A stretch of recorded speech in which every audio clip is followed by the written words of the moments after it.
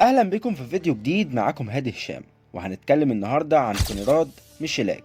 وهل فعلا هو لاعب قليل زي ما شفناه، ولا ايه الحكايه بالظبط؟ بس قبل ما نبدا الفيديو بتاعنا بقى، ما تنساش اللايك والاشتراك في القناه، لان انا ملاحظ ان في عدد كبير بيشوف الفيديوهات وهو غير مشترك. فاشترك، يعني مش هتخسر حاجه. عايزين نوصل 1000 مشترك في اقرب وقت. بظهر في ثانية بيكابو من غير ما تحضرنا، انا جيت اهو جاهز والكل اساليب لعبوا في الغالي، عيش تقليدي شافوه. نيجي بقى لكونراد ميشيلاك، اللي ظهر في الدوري المصري والسوبر المصري والسوبر الافريقي مع الزمالك، وناس كتيرة جدا اتكلمت عنه سواء ايجابي او سلبي. في البداية ممكن نلاحظ انه في بعض المباريات كان بعيد عن مستواه المتوقع، لكن لو بصينا في التفاصيل هنشوف انه مش دايما اللي بيظهر في الملعب هو الصورة الكاملة للاعب. ميشيلاك يعتبر واحد من اللعيبة اللي ممكن يكون عندهم امكانيات عالية جدا، لكن زي اي لاعب في الدوري المصري في تحديات كتيرة بتقابلك، زي التكيف مع اسلوب اللعب او الضغط الجماهيري او حتى ارضية الملعب اللي بتلعب عليها. ولكن خلينا نسأل السؤال، هل هو فعلا لاعب قليل زي ما شافوا بعض الناس، ولا في حاجات تانية مش ظاهرة لينا؟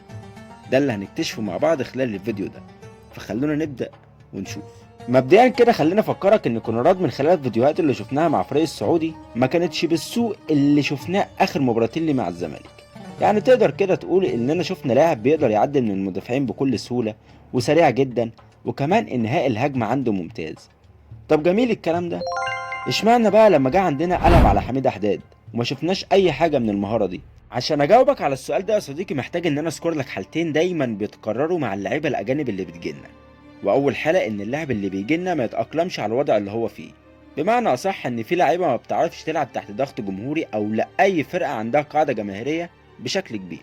والحالة التانية واللي لاحظتها على كونراد انه ما عندوش ثقة في نفسه، او خايف يلعب الصعب فيغلط فيتم الهجوم عليه من الجمهور، فتلاقيه دايما بيلعب السهل وبيلعب لأقرب زميل ليه. ودي الحالة اللي بشكل كبير بيعاني منها كونراد. وعلى فكرة يعني طبيعي جدا يبقى عنده الفكرة دي، ولو هتسألني ليه فهقولك ان كونراد لعب 3 مباريات كلهم مباريات قمة. اولهم ماتش الاهلي في السوبر الافريقي، تاني ماتش ليه كان قدام بيراميدز في السوبر المصري، تالت ماتش ليه كان قدام الاهلي في النهائي السوبر المصري. كلها مباريات صعبة على اي لاعب، مباريات ما تتحملش اي خطأ من اي لاعب في الفريق. طب هل هو معذور؟ طبعا معذور. انت بتتكلم على لاعب اجنبي جايبه من فريق ما عندوش جمهور، وبتقول له العب اول مباراة ليك قدام الاهلي في نهائي قاري. الراجل حتى لسه ما انسجمش مع الفريق. الزمالك بنسبة كبيرة هيقطع اعارة كونراد، عشان زي ما كلنا شايفين انه ما قدمش الاداء اللي كنا مستنيينه منه. ولكن هل الزمالك استفاد ولا اتضر بالصفقة دي؟ في الحقيقة ان الزمالك ولا استفاد ولا هيتضر، بمعنى ان الزمالك ما دفعش مليم واحد في صفقة كونراد دي. الصفقة كلها اتكفل بيها رئيس نادي احد، يعني الزمالك يعتبر هو اللي استفاد. وتعال اقول لك استفاد في ايه. عندك مثلا لاعب زي عمر الساعي. عمر الساعي ده الاهلي جابه ب50 مليون جنيه.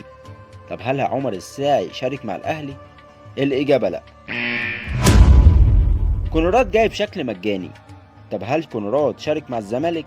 الاجابة اه، وشارك وحل اكتر من ازمة ابرزها غياب زيزو. اذا كونراد ميشيلاك اعاره مجانيه بيساوي صفقه فاشله بالنسبه للجان. عمر الساعي 50 مليون جنيه بيساوي صفقه عالميه شارك 5 ثواني فقط. الزمالك المستفيد بكونراد ميشيلاك، الاهلي راكن الساعي دكه. شكرا. في الحقيقه ان كونراد كان محتاج تهيئه نفسيه كبيره من جوميز، بسبب العوامل اللي اتكلمنا فيها، وبسبب جمهور الزمالك اللي يخض اي محترف يجي يلعب قصاده. ولكن في نفس الوقت انت مش جايب لاعب اجنبي اعاره سنه يحللك مشاكلك الهجوميه عشان تقعد نص الموسم تهيئه نفسيا. لو عندك لاعب ما بيعرفش يلعب في الاجواء الجماهيريه يبقى خليه في بيته احسن. وبكده نكون وصلنا لنهايه رحلتنا مع كونراد ميشيلاك، اللاعب اللي كنا شايفين فيه امل كبير عشان يكون اضافه قويه للزمالك. لكن للاسف الواقع كان عكس التوقعات تماما. الحقيقه اننا كنا مستنيين منه حاجات كتيره جدا. توقعنا سرعة نفس جاريس بيل في أزهى أيامه، تسديدات تذكرنا بدقة تسديدات بيكهام، مهاراته مراوغة تخطف الأنظار زي فينيسيوس جونيور.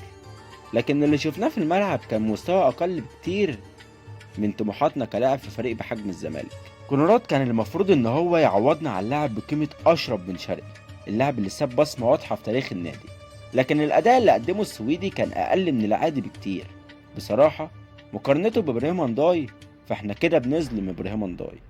كونراد ما كانش قادر يثبت نفسه أو يقدم أي إضافة تذكر، بالعكس كل مرة بينزل فيها الملعب بيزود التساؤلات حوالين فكرة التعاقد معاه أساسا. يمكن نقول إن اختيارات الصفقات في الفترة الأخيرة كانت مبنية أكتر على الاسم والشكل على الورق، لكن لما نيجي للملعب المقياس الحقيقي بيكون الأداء.